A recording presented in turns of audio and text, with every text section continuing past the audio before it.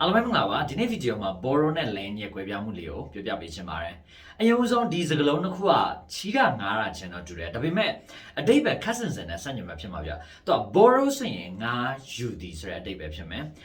lend ကျတော့ငါပေးသည်ချီးပေးသည်ဆိုတဲ့အတိတ်ပဲလေးပေါ့နော်ဥပမာအနေနဲ့ I forgot my phone can I borrow yours for a minute I forgot my phone ဖုန်းမိသွားတယ် can I borrow yours for a minute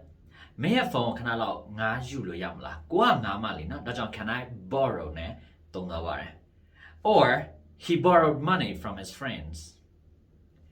he borrowed money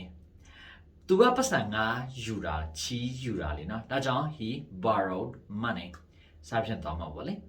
ဒီတစ်ခါ lend သူကြတော့ငါပေးသည်ချီးပေးသည်ဆိုတဲ့အတိတ်ပဲဖြစ်မှာပေါ့နော်ဥပမာအနေနဲ့ can you lend me 10,000 jets please I'll pay you back this evening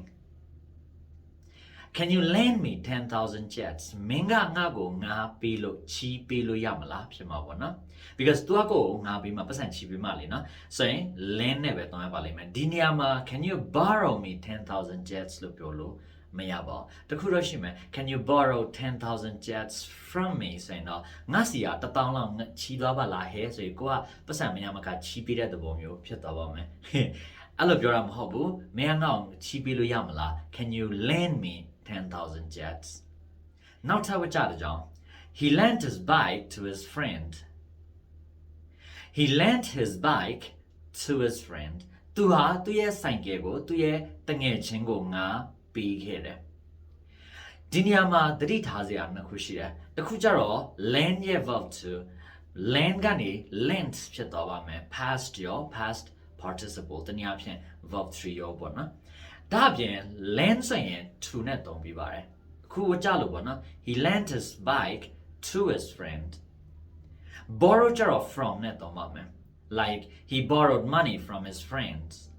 စသဖြင့်ပေါ့လေဒီတစ်ခါအဲ့ဒီ borrow နဲ့ lend နှစ်ခုစလုံးကိုဝကြမှာဖလှယ်ပြီးသုံးကြည့်အောင်နော်ပထမဝကြက I forgot my phone can I borrow yours for a minute or I forgot my phone can you lend me yours for a minuteဒုတိယဝကြ can you lend me 10,000 jets please or can I borrow 10,000 jets from you please